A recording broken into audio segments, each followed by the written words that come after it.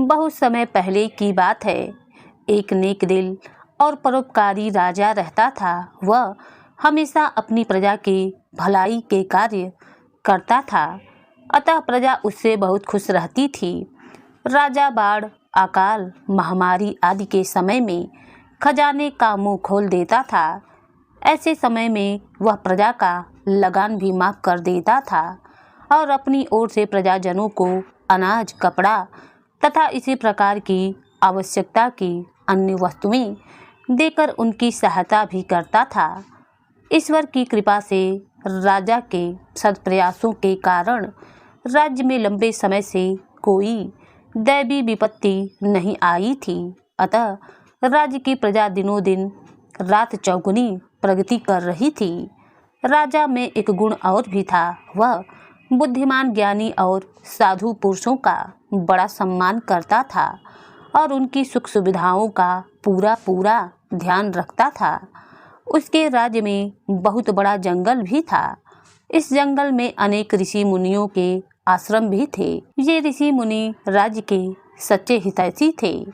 ये लोग राज परिवार के साथ ही प्रजाजनों के होनहार बच्चों को भी अपने आश्रम में रखकर शिक्षा देते थे और शेष समय में तप करते थे। सभी ऋषि मुनि राज्य से बहुत प्रसन्न रहते थे और ईश्वर से प्रार्थना करते थे कि नेक राजा और उनका राज्य सभी प्रकार के दैवी प्रकोपों से बचा रहे और खूब फूले फले। नेक राजा के पड़ोस में भी एक राज्य हुआ करता था। इस राज्य का राजा बहुत दुष्ट, चालाक और अत्याचारी था। वह अपनी प्रजा को तरह तरह से सताया करता था। महामारी, अकाल, बाढ़ जैसी देवी आपदाओं के समय प्रजा की सहायता करना तो दूर की बात है, वह उनसे पूरा लगान भी वसूल किया करता था और न दे पाने की स्थिति में कोड़ों से मारता था। दुष्ट राजा के राज्य में लुटेरे और दुष्कर्म करने वाले खुलेआम घूमा करते थे। उसके राज्य में स्त्रियों की इज्जत भी सुरक्षित नहीं होती थी, अतः चारों ओर व्यभिचारी फैला हुआ था। ऋषि मुनि और साधु संतों ने उसके राज्य को न जाने कब से छोड़ दिया था। दुष्ट राजा में सभी दुर्गुण ही थे। वह हमेशा बीमार और परेशान रहता था, किंतु उसे अपनी परेशानी की कोई चिंता नहीं थी। वह तो हमेशा नेक राजा और उसकी प्रजा की खुशहाली से चिंतित रहता था। दुष्ट राजा हमेशा ऐसे प्रयास करता रहता था जिससे नेक राजा और उसकी प्रजा को कष्ट हो। वह कभी अपने राज्य के अपराधी प्रवृत्ति के लोगों को नेक राजा के राज्य में भेजकर लूट और चोरी करवाता था, तो कभी मवेशी छोड़कर उनके राज्य की फसलें नष्ट करवा देता था। लेकिन नेक राजा पर इसका कोई प्रभाव नहीं पड़ता था। उसके अपने सैनिक दुष्ट राजा के अपराधी प्रवृत्ति के लोगों को पकड़कर बंदी गृह में डाल देते थे और मवेशियों को पकड़कर जरूरतमंद लोगों को दे देते थे। इस प्रकार दुष्ट राजा नेक राजा को और उनकी प्रजा को परेशान करने के लिए अनेक प्रयास कर चुका था, लेकिन अभी तक के उनके सारे प्रयास बेकार गए थे।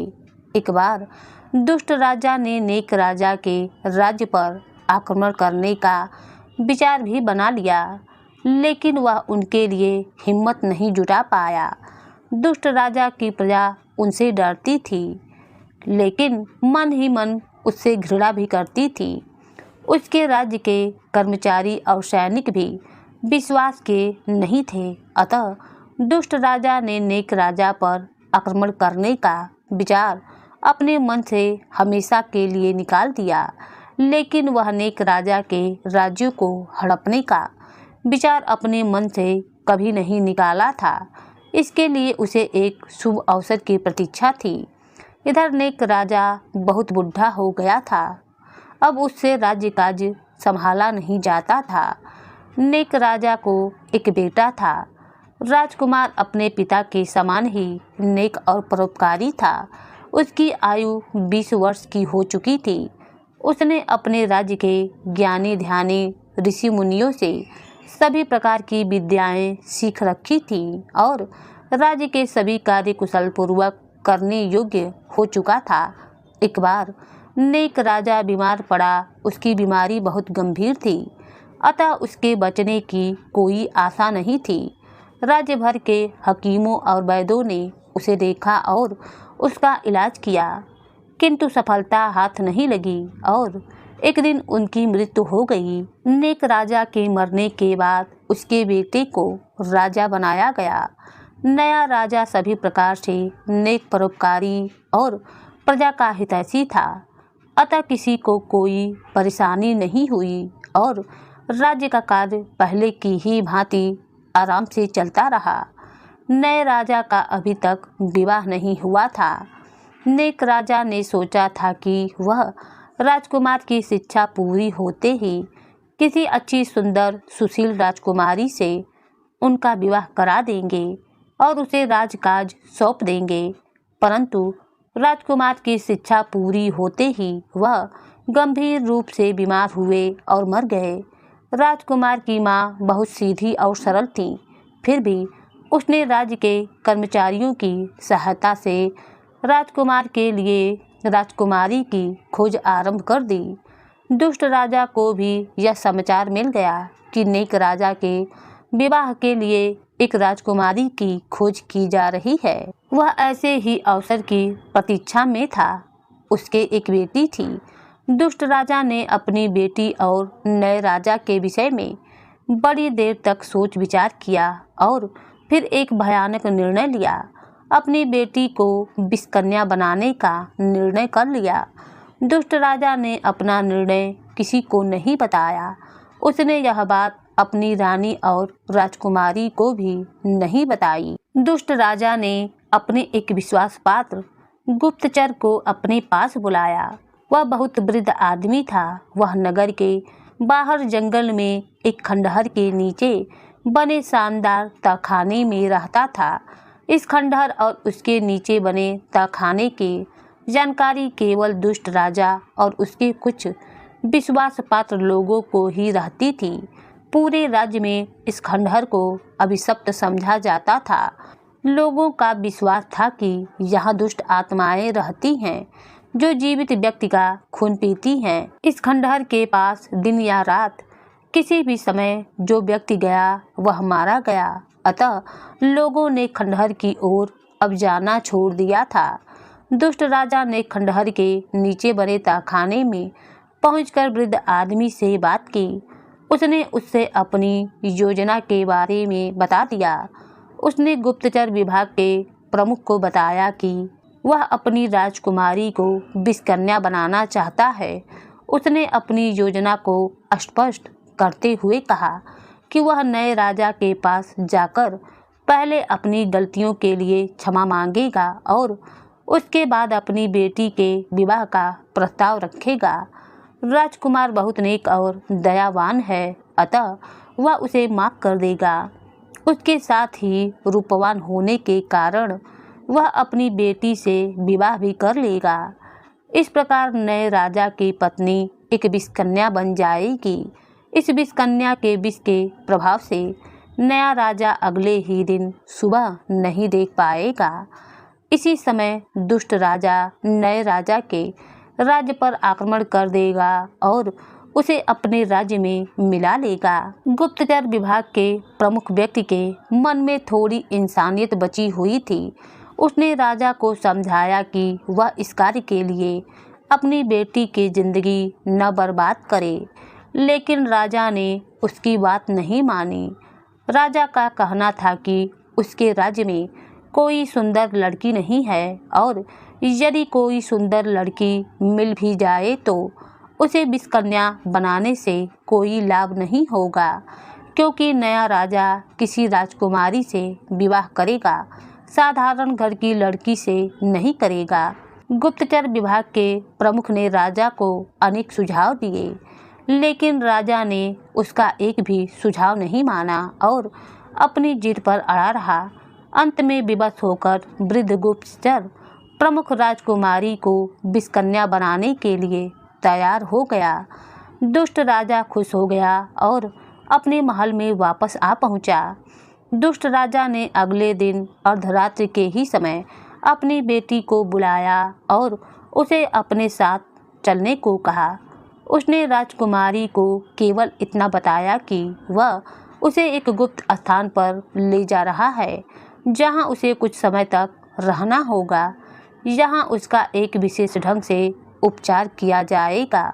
इससे उसके रूप में निखार आ जाएगा और वह अधिक सुंदर हो जाएगी। बेचारी राजकुमारी सुंदरता बढ़ाने के चक्कर में दुष्ट राजा की बातों में आ गई और उसके साथ महल के एक गुप्त मार्ग से चल पड़ी।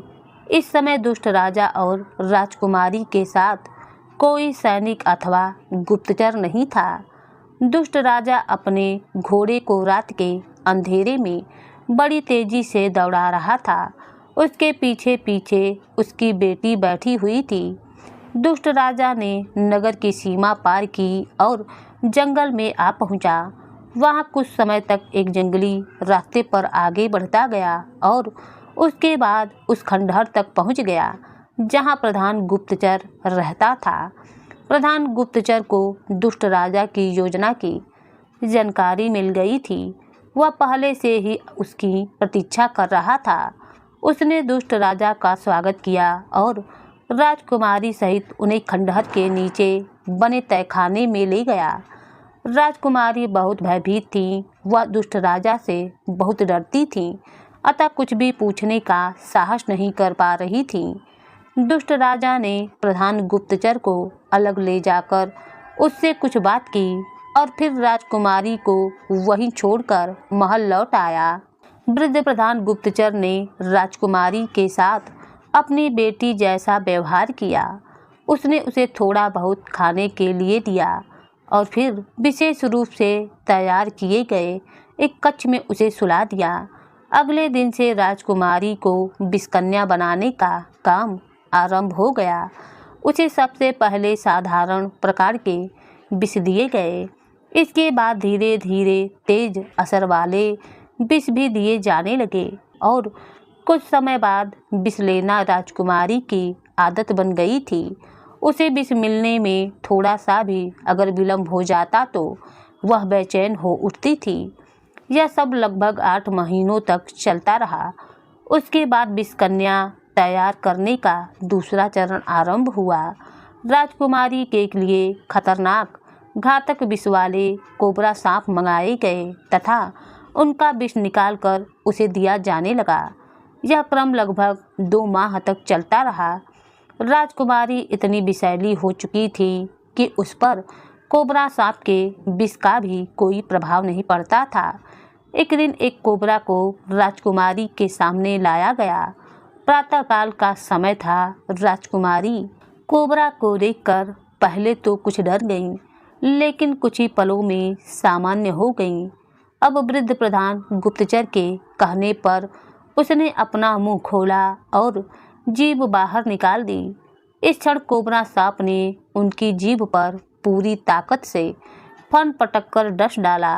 कोबरा सांप को शायद पहले से ही जीभ पर डसने का अभ्यास कराया गया था। राजकुमारी के शरीर में आग सी जल उठी और उनका सिर फटने लगा। वह लहराई और जमीन पर लेट गई। वृद्ध प्रधान गुप्तचर ने उसे एक बिस्तर पर लिटाया और पास खड़ा उसे देखता रहा। राजकुमारी अचेत नहीं थी। वह कोबरा के विष के नशे में थी। आज उसे बहुत आनंद आ रहा था। दुनिया को भयानक दिखाई देने वाला कोबरा सांप उसे बड़ा प्यारा लग रहा था। कोबरे का विष लेना धीरे धीरे उनकी आदत बन गई थी। यह क्रम 2 महीनों तक चलता रहा। इसके बाद राजकुमारी के सौंदर्य वर्धन के प्रयास आरंभ हो गए। उनके लिए तरह तरह की जड़ी बूटियों के लेप तैयार किए गए और मानव रक्त तथा गंधी के दूध की व्यवस्था भी की गई। राजकुमारी को प्रतिदिन पहले जड़ी बूटियों का लेप लगाया जाता था। इसके बाद मानव रक्त से और फिर गंध से, दूध से स्नान कराया जाता था तथा अंत में कोबरे से डसवाकर सुला दिया जाता था। राजकुमारी पर अब कोबरे के विष का अधिक प्रभाव नहीं पड़ता था। वह 1-2 घंटे कोबरे के विष के नशे में रहती थी और फिर सामान्य हो जाती थी।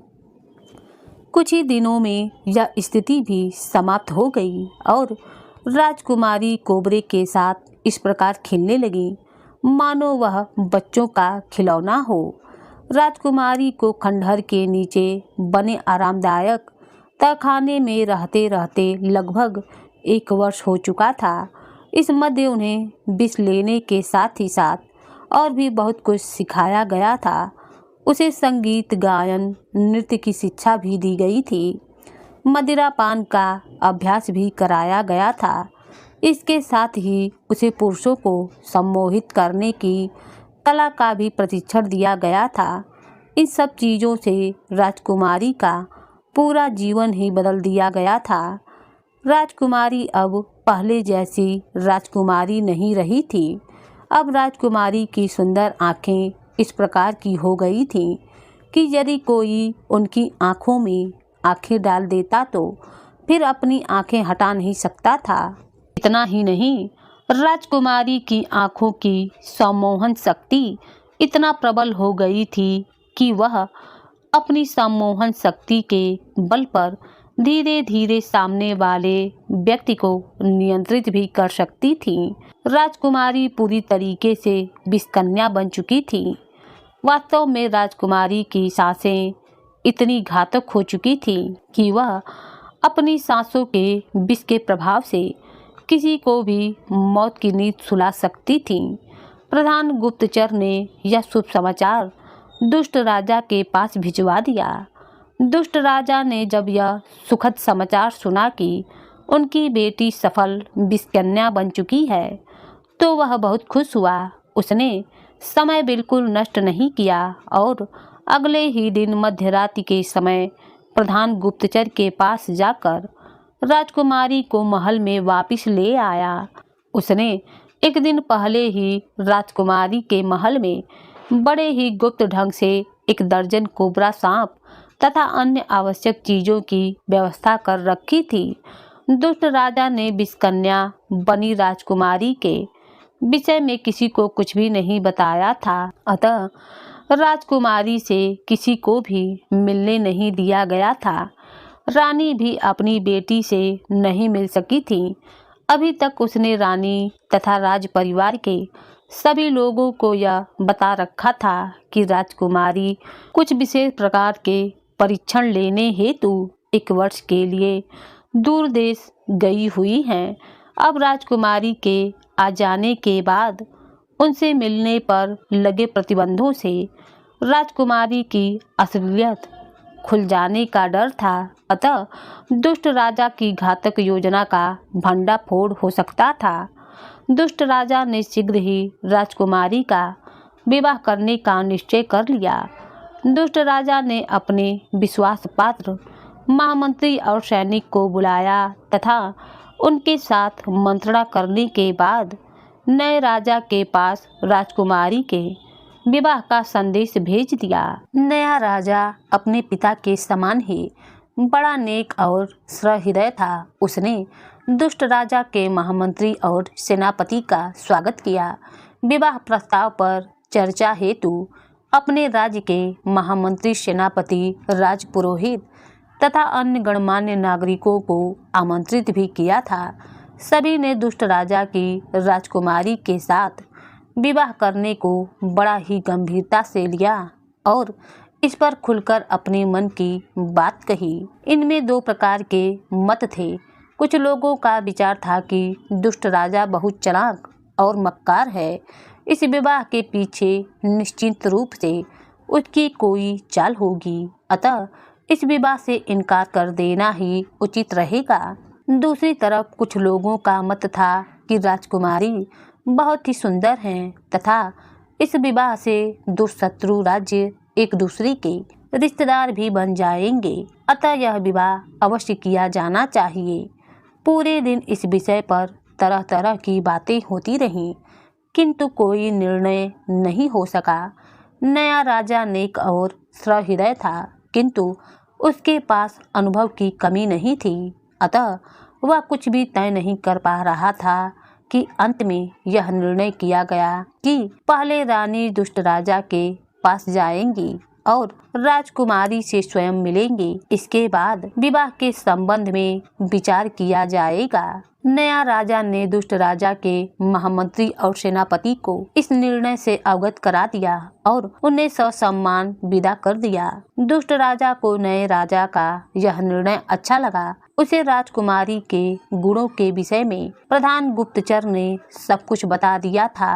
अतः दुष्ट राजा अपनी बेटी को नए राजा की रानी माँ को दिखाने के लिए तैयार भी हो गया। उसने राजकुमारी के महल के पीछे के बाग को बहुत अच्छी तरीके से साफ कराया और उसकी सजावट करवा दी। इसके बाद नए राजा की रानी माँ को निमंत्रण भेज दिया। दुष्ट राजा ने रानी के आगमन पर राजकुमारी के महल के बगीचे में एक भव्य कार्यक्रम भी आयोजित किया था। उसमें दुष्ट राजा के समिति लोग और रानी माँ के अतिरिक्त कोई नहीं था। राजकुमारी ने इस आयोजन में एक गीत भी गाया था, संगीत की एक धुन बजाई और नृत्य भी किया था। रानी माँ राजकुमारी के रूप के साथ ही उनके गुणों पर भी मोहित हो गईं और रिश्ता पक्का करके अपने राज्य में वापस लौट आईं। राजकुमारी और नए राजा का रिश्ता तय हो गया। तय हो जाने के बाद दोनों राज्यों के पुरोहित एक दूसरे से मिले और विवाह की तिथि भी निश्चित हो गई। राजकुमारी के विवाह के अवसर पर पूरे राज्यों को सजाया गया और दुष्ट राजा के महल में शानदार प्रकाश की व्यवस्था भी की गई। यह पूरा कार्य दुष्ट राजा के महामंत्री ने स्वयं अपनी देखरेख में कराया था। विवाह के दिन दुष्ट राजा और राजकुमारी के राजमहल और उनके आसपास के भवन ऐसे जगमगा रहे थे मानो स्वयं स्वर्ग धरती पर उतर आया हो। निर्धारित समय पर नए राजा के साथी आ पहुँचे और रात का अंधेरा होते होते बारात तैयार हो गई। इस बारात में नए राजा के कुलगुरु भी आए थे। कुलगुरु बड़े दिव्य और चमत्कारिक शक्तियों के स्वामी थे। वह जंगल में रहते थे और जब तप करते थे।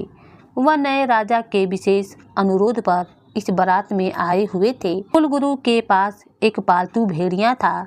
वह भेड़िया उनके साथ हमेशा रहता था। इस बारात में भी कुलगुरु का भेड़िया उनके साथ आया हुआ था।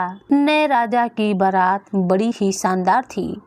आगे आगे नया राजा घोड़ी पर सवार था और उसके पीछे गुलाबी पगड़ी पहने सजे धजे बाराती लोग थे।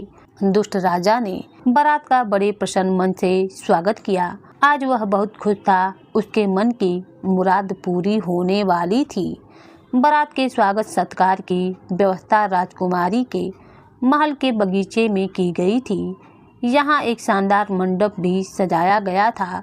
बारात के स्वागत सत्कार के बाद एक खुले मंच पर नए राजा को बैठाया गया। इसी समय वरमाला लिए हुए राजकुमारी आ पहुंची और दूल्हा बने नए राजा की ओर धीरे धीरे बढ़ने लगी। नए राजा के पास उनके कुलगुरु अपने भेड़िए के साथ खड़े थे, जो बड़े ध्यान से राजकुमारी की तरफ देख रहे थे।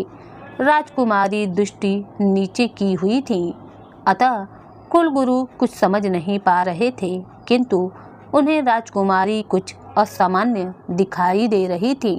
इसी समय राजकुमारी ने दृष्टि ऊपर उठाई। वह नए राजा को देखना चाहती थी, किंतु उनकी दृष्टि नए राजा के स्थान पर कुलगुरु से जा टकराई। राजकुमारी से दृष्टि मिलते ही कुलगुरु की समझ में सब कुछ आ गया। हमेशा शांत रहने वाले कुलगुरु के चेहरे पर कुछ क्षणों के लिए तनाव के लक्षण उभर आए। उन्होंने पल भर में ही एक कठोर निर्णय ले लिया। राजकुमारी नए राजा के बहुत निकट आ पहुंची थी और उन्हें जयमाला पहनाने ही वाली थी। अचानक कुलगुरु ने अपने भेड़ियों को संकेत दिया। भेड़िया अपने स्थान से उछला और सीधा राजकुमारी की छाती पर सवार हो गया। राजकुमारी भेड़िए के आक्रमण को सह न सकी और घबराकर जमीन पर गिर पड़ी, लेकिन वह तुरंत संभल गई। उसने जयमाला फेंकी और भेड़िया का सिर पकड़कर गर्दन अपने मुंह में भर ली। उसके बाद जो भी कुछ हुआ उसे देखने वाले देखते ही रह गए। भेड़िया जमीन पर पड़ा था और विष के प्रभाव से उसके मुंह से झाग निकल रहा था। वह कुछ पल तड़पा और फिर शांत हो गया। राजकुमारी अब पूरी तरीके से संभल चुकी थी। उसे नए राजा के कुलगुरु पर बड़ा क्रोध आ रहा था। इसी कुलगुरु के इशारे पर भेड़िए ने उन पर आक्रमण किया था। अतः वह फुफकारती हुई कुलगुरु की ओर बढ़ चली। कुलगुरु के पास ही रक्षक खड़ा था। उसने कुलगुरु की जान खतरे में देखी तो वह राजकुमारी पर झपट पड़ा। राजकुमारी क्रोध में थी। उसने रक्षक का भी वही हाल किया जो कुलगुरु के भेड़िए का किया गया था। इन दो मौतों से दोनों पक्षों के लोगों की समझ में बिल्कुल आ गया था कि राजकुमारी विष कन्या बन चुकी हैं। वे दुष्ट राजा की दुष्टता से ही पहले से परिचित थे। वे लोग अच्छी तरीके से समझ गए कि दुष्ट राजा ने नए राजा के राज्य को हड़पने के लिए यह षड्यंत्र रचा हुआ है। इधर राजकुमारी का क्रोध सातवें आसमान पर आ पहुंचा था। उसने मुस्कुराते हुए कुलगुरु की ओर देखा और उनकी ओर झपटी। तभी कुलगुरु का दाहिना हाथ ऊपर उठा और वह कुछ बुदबुदाया। फिर अचानक एक चमत्कार हुआ और राजकुमारी झाड़ी जैसे एक छोटे से पौधे में बदल गई। इस पौधे पर सुंदर फूल खिले हुए थे। दुष्ट राजा और उनके साथियों ने राजकुमारी की यह हालत देखी तो उन्होंने रौद्र रूप धारण करके कुलगुरु पर आक्रमण कर दिया। कुलगुरु अभी भी शांत खड़े मुस्कुरा रहे थे। उन्होंने अपनी दिव्य शक्ति से दुष्ट राजा और उनके साथियों को कांटेदार बबूल जैसे वृक्ष और झाड़ियों में बदल दिया। इस प्रकार दुष्ट राजा और उसके साथियों का आतंक समाप्त हो गया। उसकी प्रजा ने सुख और चैन की सांस ली और कुलगुरु को प्रणाम करके उनसे अनुरोध किया कि नया राजा उनके राज्य की बागडोर को संभाल ले। नया राजा अभी तक कुलगुरु के पास ही खड़ा विस्मय से देख रहा था। उसकी समझ में सब आ गया था। आज अगर कुलगुरु ने उनके साथ ही उनके राज्य की रक्षा भी न की होती तो उसने कुलगुरु को प्रणाम किया और उनकी आज्ञा से दुष्ट राजा के राज्य को अपने राज्य में शामिल कर लिया। कहते हैं कि राजकुमारी के शरीर के सभी अंगों में विष ही विष भरा हुआ था, इसलिए कंदल के सभी अंग, फूल, पत्तियां, जड़ आदि विषैले होते हैं। लोगों की मान्यता है कि वह विष रूपी कन्या कंदल के पेड़ में बदल गई है।